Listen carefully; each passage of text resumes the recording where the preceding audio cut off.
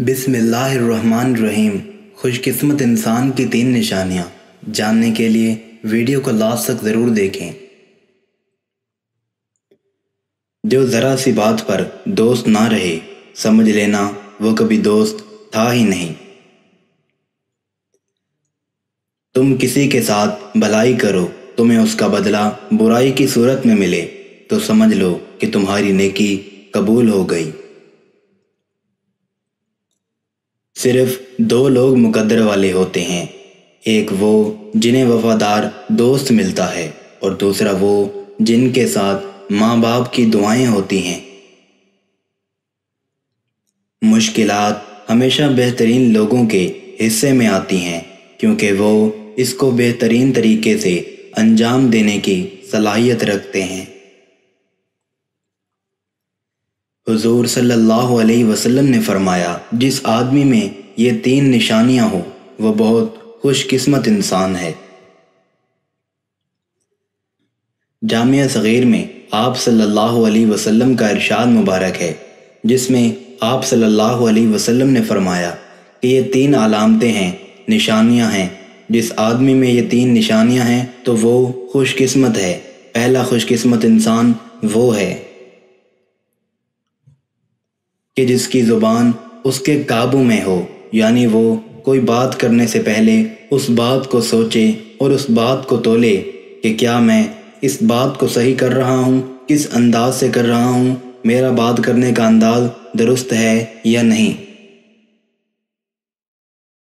اور اس کے بعد بات کریں۔ اگر مسلمان اس بات کا خیال رکھیں کہ ہم نے کیا بولنا ہے اور کیسے بولنا ہے اور کس وقت بولنا ہے، تو یقین جانیں ایسا مسلمان بہت خوش قسمت ہے، بلکہ ایسا کوئی بھی انسان خوش قسمت ہو سکتا ہے۔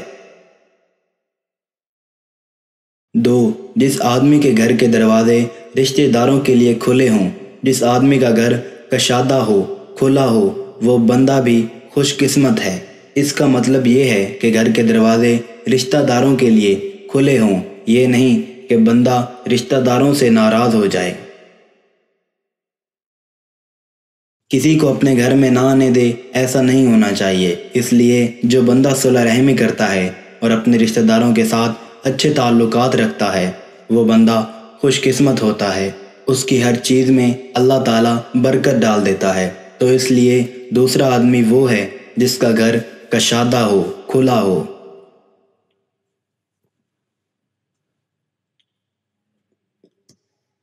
3، جو بندہ اپنے گناہوں پر روتا ہو۔ تیسرے بندے کے بارے میں ارشاد فرمایا کہ خوش قسمت ہے وہ آدمی جو اپنے گناہوں پر روتا ہو، یعنی جس بندے کا دل سخت نہ ہو۔